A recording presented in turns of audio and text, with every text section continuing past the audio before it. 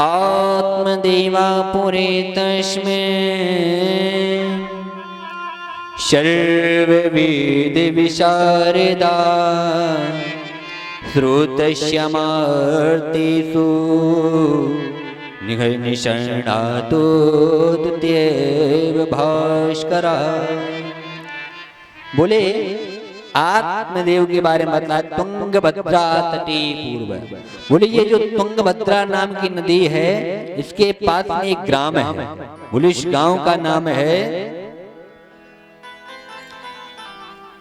आत्मदेव के गांव का नाम है बोले शतकहा सर्वधर्मेण। बोले महाराज जो ऐसे हैं जो द्वितीय सूर्य के समान है, ये बोले सूर्य हैं जो एक सूर्य त्रिभुवन है, ये द्वितीय सूर्य के समान है। बोले इतना तेजस्वी है, इतना इनके अंदर तेज है महाराज कि दो सूर्यों के समान है। अच्छा बोले कमी कहाँ है? बोले कमी यहाँ पर है इनके घर में कोई संतान नहीं है। बोले इनके घर में महाराज कोई भी संतान नहीं है, और जब इनके घर में संतान नहीं है तो इनके मन में आज अनेक विचार आने लगे। इनके मन में ऐसे ऐसे विचार आ रहे हैं कि कोई सीमा नहीं। आज ये मन में सोच रहे बोले महाराज अगर मैं तुलसी का वृक्ष लगा देता हूं तो वो भी सूख जाता है। अगर मैं तुलसी का वृक्ष लगा रहा हूं तो वो भी सूख जाता है। बोले महाराज अगर मैं कोई भी वृक्ष पौधे का स्पर्श कर लेता हूं वो भी सूख जाता है। आज ये किसी के यहाँ पर भी जाते, जब एक व्यक्ति को तकलीफ कब होती है? एक व्यक्ति को तकलीफ तब होती है जब महाराज वो किसी दूसरे के यहाँ पर जाए और उसको निपुत बोल दिया जाए। निपुत बोल दिया जाए तो व्यक्ति को बड़ी तकलीफ होती है। भागवत जी में 2-3 जगह ऐसी बताएंगे जहाँ निपुत नाम के शब्द से संबोधन कर दिया, जैसे कि मानस में दिया गया है। बोले दशरथ जी को निपुत कह दिया गया था। एक बार दशरथ जी भी सभा में से जब उठ के आए तो उस सभा के सभागारों ने बोल दिया बोले महाराज जी जहाँ पर निपुत बैठ जाते उस स्थान को धो देना चाहिए। तो एक बार दशरथ जी के मन में भी आ गया। दशरथ जी का आसन भी एक बार बोल उठा। तो आज जब आत्मदेव जब पहुंचे तो इनके मन में भी वही चिंता आई। गांव के लोगों ने इनको निपुत कहना प्रारंभ कर दिया। बोले महाराज जी तो निपुत हैं। तो आज बड़ा ही इनका मन खिन्न हो गया। अच्छा जब इनका मन खिन्न हो गया तो आज इन्होंने मरने का निश्चय लिया। इन्होंने जब मरने का निश्चय लिया तो आज ये एक पेड़ पर चढ़ गए। जाकर पेड़ पर चढ़ के बोले महाराज यहाँ से कूद के अपनी जान को दे दूंगा। अच्छा इनकी पत्नी के बारे में और बतलाया गया। बोले पत्नी इनकी कैसी है? बोले इनकी पत्नी है धुंधली। बोले इनकी पत्नी का नाम है धुंधली, और धुंधली का अर्थ ही होता है अंधेरा।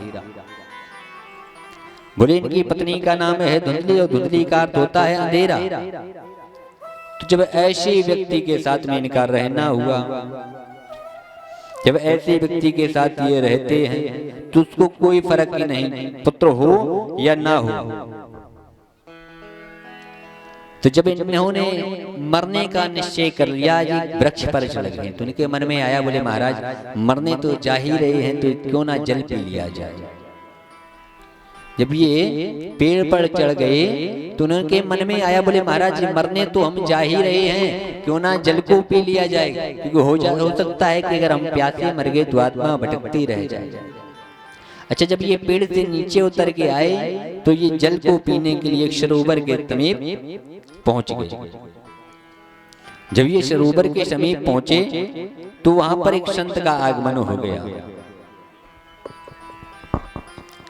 एक संत का आगमन हुआ तो इन्होंने संत को देखा, क्योंकि भागवत जी में वर्णन है कि जब जब लोगों को संत मिले हैं भागवत जी में, ध्रुव को देख लिया जाए चाहे प्रहलाद जी को देख लिया जाए, जब जब संत मिले हैं तो भगवान ने अपनी कृपा कर दी है। जिस जिसको संत मिले उसको परमात्मा ने अपनी कृपा करी।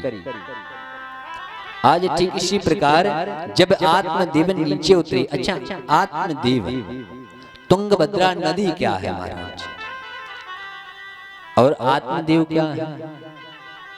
बोले जो ये तुंगभद्रा नदी है, ये हमारे शरीर में जो रक्त का संचार है, इसको तुंगभद्रा नदी का। आत्मदेव बोले आत्मा जो हमारी आत्मा है, उसको आत्मदेव का शरीर कहा गया। तो आज जब इन्होंने मरने का निश्चय किया तो एक संत का दर्शन हो गए, तो इन्होंने सोचा जब संत के दर्शन हो गए तो परमात्मा के भी दर्शन हो जाएंगे। अच्छा, उस संत ने मन में सोचा, बोले महाराज अगर रो रहे हैं, हो सकता है कि इनके अंदर वैराग्य, अभी मैंने बताया था ना, मैंने कहा जब व्यक्ति घर से निकल जाए और उसको मोह की रस्सी ढीली हो जाए तो उसको केवल एक बोले महाराज अब तो हम संत बन जाएंगे या बाबा बन जाएंगे। घर का कोई व्यक्ति कुछ भी कह दे तो मन में यही आता है, बोले महाराज अब भगवान का भजन करेंगे। अब बस लड़के ने भी जवाब देना प्रारंभ कर दिया, धर्म पत्नी है वो भी इज्जत नहीं करती, घर में मेरी कोई इज्जत नहीं करता, अब तो हम संत बन जाए। इस प्रकार के मन में अनेक भाव आने लगते हैं। तो संत ने सोचा कि कोई व्यक्ति सरोवर के पास रो रहा है, इसके अंदर शायद भगवान के भजन करने के भाव जागे हों, संत के भाव जागे हों, तो इससे मिलकर इसको अपने साथ आश्रम पर ले जाया जाए। अच्छा, जब ऐसा देखा तो उसने संत के पास पहुंचे और पूछने लगे, बोले महाराज रो क्यों रहे हो? कथम रोदिसी विप्र तुम कहते चिंता वलेयसे वरतम सत्वरम मह्यम स्वस्थ दुख से कारण। बोले महाराज क्यों रो रहे हो? बोले रो क्यों रहे हो, क्या चिंता उत्पन्न होगी महाराज? वाह, जब संत के दर्शन किया आत्मदेव समझ गए, बोले महाराज जब संत के दर्शन हो गए अब तो हमें बालक की उत्पत्ति हो ही जाएगी, कुछ ना कुछ निराकरण हो ही जाएगा। जब ऐसी बातों को सुना तो मन में सोचने लगे, महाराज आज के बाद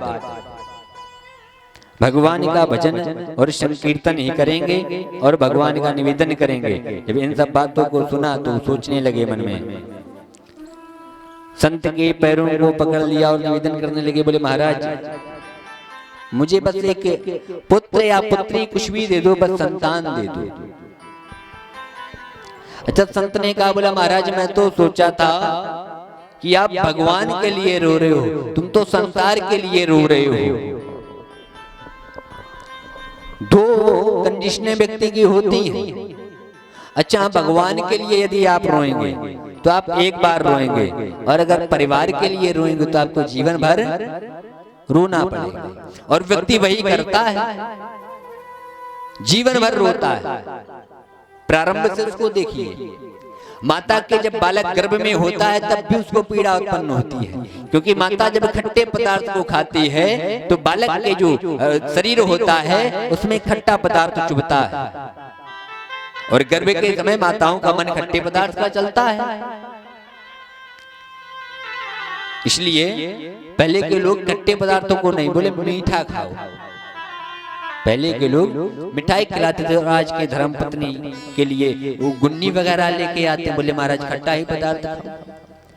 खट्टे पदार्थ से बालक को पीड़ा उत्पन्न होती है। बोले गर्भ में जब बालक हो तो खट्टे पदार्थ का सेवन नहीं करना चाहिए। डॉक्टर भी अब तो आजकल तो डॉक्टर बेड रेस्ट लिख देते हैं। अब माताएं कुछ कह रही होंगी, बोले महाराज आज ही तो तब शुरू कर दो, कल से तो सुनना ही है। हाँ, तो खूब महाराज आप लोग बेड रेस्ट करो, कोई बात नहीं, ये पेज पलटे रह रहे, ठीक, ये बेड रेस्ट वाला पन्ना पलट दिया है, कोई दिक्कत नहीं। तो जब ऐसा सुना कि महाराज परमात्मा के लिए व्यक्ति को एक बार रोना पड़ता है, परिवार के लिए जीवन भर रोना पड़ता है। हम लोग जब जन्म लेकर पृथ्वी पर आते हैं तब भी रोते हुए आते हैं। तब क्यों रोते हुए आते? माता के गर्भ में हम लोगों को भगवान दिखाई देता है, लेकिन जब हम लोग माता के गर्भ से पृथ्वी पर आते हैं, भूलोक पर आ जाते हैं, तो भगवान का प्रतिबिंब जो होता है वो भगवान छीन लेता है। तब हम लोग रोते हुए कुआं कुआं करके आते हैं। बोले कुआं क्यों करते हैं? बोले इसलिए करते हैं, कहाँ गए जिनको अभी तक देखते रहे वो गए। उसके बाद हमें 3 नए रिश्ते मिलते हैं। बोले कौन कौन सा? कि माता पिता और फिर परिवारीजन। उसके बाद हमको दो माता और पिता का रिश्ता। अच्छा, हम लोग जानते हैं कि यही हमारी माता है या यही हमारे पिता है? नहीं, बोले हमको जन्माया जाता है। बोले ये माता है और ये पिता, ये हमको एक रिश्ता मिलता है, एक परिवारीजन का रिश्ता मिलता, भाई बंधु बहन सखा मित्र फूफा बुआ मौसा मौसी, अनेक रिश्ते मिलते हैं। उनसे भी हमें पीड़ा उत्पन्न होती है। हम लोग जिससे भी अपना दिल लगा लेंगे उससे पीड़ा उत्पन्न हो जाएगी, क्योंकि मनुष्य की जो चित्त है वो चित्त जिसमें लग गया, वो चित्त अगर लग गया तो फिर वो चित्त चिता का काम करता है प्रभु। अगर चित्त लगाना है तो श्याम सुंदर में लगाओ ना। किसी विद्वान ने बहुत ही सुंदर कहा, बोले श्याम सुंदर अब तो हम आशिक तुम्हारे हो गए, तुम हमारे हो ना हो पर हम तुम्हारे हो गए। अच्छा ये बताओ, कभी किसी व्यक्ति ने किसी से ये पूछा है कि आप हमें चाहते हो? आपने कभी अपनी मम्मी से पूछा, मम्मी आप हमें चाहती हो? नहीं चाहती। क्या माँ चाहती नहीं है? चाहती है। मैं अपना निजी जीवन बताऊं तो अगर माँ को अधिकांश, तो मैं खैर अपनी बहन के पास रहता हूँ, घर पे नहीं रहता हूँ। कार्यक्रम में जब भी मैं आऊँ और अगर मेरी दीदी को पता पड़ जाए कि आज मैं आ रहा हूँ, फोन पे बता देता हूँ 15 कथा ब्राह्म होगी 16 को घर आऊंगा, तो भले ही रात के 12 बज जाए, हम अगर घर पे पहुंचे गेट बजा नहीं पाएंगे, गेट खोल दिया जाएगा। आगे रात के 12 बजे मैं कितना भी मना करूं कि अब मैं चाय ही नहीं पीऊंगा, भोजन भी नहीं करूंगा करके आया, लेकिन फिर भी जो एक ममता होती है ना, ममता बड़ी प्रबल होती है। उनको ऐसा लगता है, बोले महाराज पता नहीं खाया हो ना खाया हो, पानी मिला हो रास्ते में ना मिला हो। अच्छा, घर से जब हम लोग जाते हैं, कहीं कोई भी व्यक्ति जॉब के लिए जाता है तो घर से 3 फोन अधिकांश जाते हैं, 3 फोन अधिकांश जाते हैं। यदि आप कुंवारे हैं, शादी नहीं हुई, तो माताजी फोन करेंगे, बहन फोन करेंगी और भैया फोन करेगा। भैया कब फोन करेगा? बोले भैया आपकी तनख्वाह अगर आ गई हो तो थोड़ा रुपया डाल दो।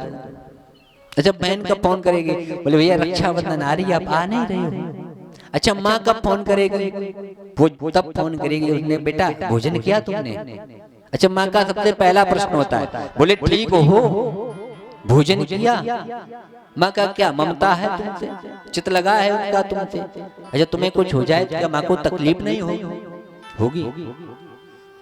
क्योंकि चित्त है, ये जो चित्त है ये बड़ा ही खराब है,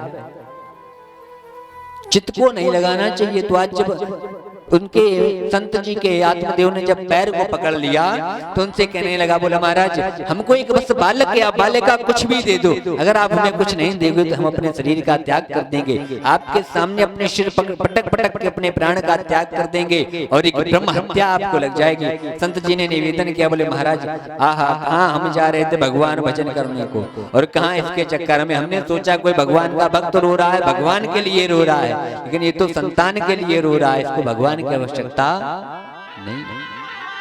अच्छा, संत ने सोचा मन में, बोले महाराज अगर ये मर गया तो एक ब्रह्म हत्या लग जाएगी, हम भगवान का भजन करने जा रहे हैं, उससे भी हमें दूर होना पड़ा।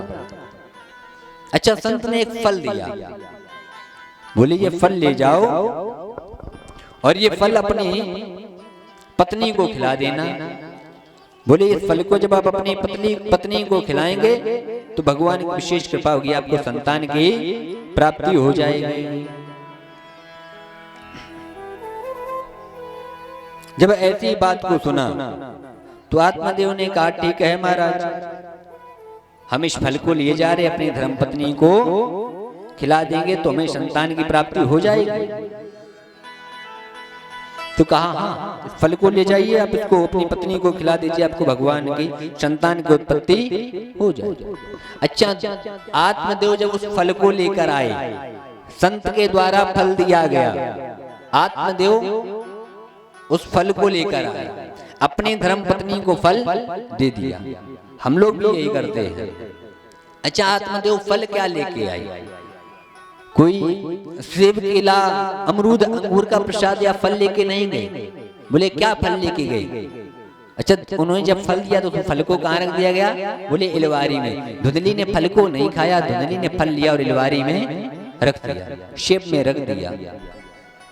आजकल की भी यही कंडीशन, हम लोग फल लेकर जाते हैं, माताएं बहनें उसको अलमारी में रख देती हैं। आजकल हम लोग कौन सा फल लेके जाते हैं? बोले गीता, रामायण और भागवत जी की पुस्तक को हम लोग लेके जाते हैं, लेकिन उसको बंद करके अलमारी में रख दिया जाता है। उसको कभी कोई पढ़ने की चेष्टा नहीं करता। जो ज्ञान रूपी फल है उसको कोई पूछ नहीं रहा, बस बनी रखी है, उसका कब आवश्यकता पड़ती है? बोले जब गांव में अखंड रामायण होगी तो रामायण को खोल दिया जाएगा, जब भागवत होगी तो अगर पंडित जी अपने साथ भागवत जी का पुराण नहीं लेके आए तो अपनी पुराण दे दी। बोले गीता जब कभी साल 2 साल में कभी मन हो गया तो उसको खोल के देखा और 2 मिनट पढ़े, उसके बाद बोले अब मन नहीं लग रहा। जो ज्ञान रूपी फल है उसको हम लोग पढ़ना ही नहीं चाहते, उसको हम लोग स्वीकार ही नहीं करते हैं। तो बोले इसी प्रकार आज धुंधली को जब आत्मदेव ने फल दिया कि फल को भक्षण कर लीजिए, खा लीजिए, उसने उस फल को रख दिया और फल को रखने के बाद मन में अनेक द्वेष आने लगे, क्योंकि उसका जैसा नाम था वैसे ही तो काम करेगी। जब उसका धुंधली नाम था तो वैसे ही काम करेगी। धुंधली का अर्थ होता है धुंधो अज्ञानी कलहे चल नाती यशा धुंधली। बोले इसका नाम है जो अशांति से रहे, कलह में रहे, उसी का नाम है धुंधली। एक संत जी हमारे वृंदावन में, हमारे पूज्य सदगुरुदेव भगवान एक कहावत कहते हैं। बोले महाराज कलिकाल में ऐसे ऐसे मनुष्य हुए जिन्होंने कभी सीधे चलना ही नहीं सीखा, कभी सीधे नहीं चले। कुछ लोग गांव में भी होते हैं, अधिकांश एक आध गांव में तो ऐसे लोग मिल ही जाते हैं जो कभी सीधे नहीं चलते हो। अगर आप उनसे पूरब की कहो तो वो पश्चिम को चलते हैं। बोले एक बार एक गांव में हम भी पहुंचे कथा के लिए, तो वहां देखा एक माता श्री उल्टी चलती थी। जब गांव भागवत होवे तो वो चली जा मैं अपने घर है, लड़ाई होवे तो सबसे पहले आ जा। बोले लड़ाई हमने ना देख पाई महाराज, ऐसे ऐसे लोग। तो बोले एक बार गांव के समस्त लोग गंगा जी स्नान करने जाते थे, तो मैंने सोचा कि जीवन में इसने कोई अच्छा कार्य नहीं किया। गुरुजी हमारे एक कहावत कहते थे, बोले महाराज एक ग्राम में 2 व्यक्ति रहते थे, धर्म पत्नी के साथ जिसका पति बड़ा परेशान, उससे अगर दाल बनाने की कहो तो वो आलू बनाएगी और आलू बनाने की कहो तो दाल बनाएगी। महाराज जब ऐसी कंडीशन देखे तो उसके पति ने सोचा, बोला महाराज गंगा जी नहा। अगर हमने अपनी पत्नी से कह दिया कि हम गंगा स्नान करने जाएंगे तो वो नहीं जाने देगी। अच्छा बोले फिर क्या करें? बोले वो हमेशा उल्टा सोचती है और उल्टी चलती है। बोले फिर एक उपचार है। बोले उपचार क्या? बोले एक काम किया जाए। वो पहुंचे शाम को, बोले देखो सारा गांव कानपुर बिठूर गंगा नहाने जा रहा है, ना तुम जाओगे ना हम जाएंगे। अच्छा तुम्हें जाना भी है तो तुम चली जाओ, लेकिन हम नहीं जाएंगे। तुम खूब गंगा नहाओ, हमें ना लेके जाना। अच्छा गंगा नहाने तुमने, जब पूरा गांव जा रहा है तो तुम हम ना जाएं। बोले ना ना जाना है तुम जाओ, मैं नहीं जाऊंगी, मैं नहीं जाऊंगा, तुम चली जाओ। अपनी पत्नी से बोला। पत्नी ने कहा अच्छा अब तो तुम्हें भी जाना पड़ेगा। बोले देखो खूब जाओ, रुपए आप दो, मैं नहीं दूंगा। अच्छा मैंने उन्हें रुपये आपको ही देने पड़े, किराया जो लगेगा वो आपको देना पड़ेगा। अच्छा उसने सोचा चलो बात बन रही है, गंगा नहाने के लिए भी ये तैयार हो रही। जीवन में कभी इसने पुण्य का काम नहीं किया, आज गंगा नहाने के लिए भी तैयार हो रही है। बोले किराया देकर भी जा रही है। वैसे वो ऑटो वाले से भी लड़ झगड़ जाती थी, अगर फपून से उनको ना आना है। बोले ऑटो वालों कभी उन्होंने रुपए नहीं दिए, लड़के होता रहे। बोले रुपए और तुम्हें हम दिए कब हो? तो बोले चलो महाराज तीर्थ के काम के लिए जा रही है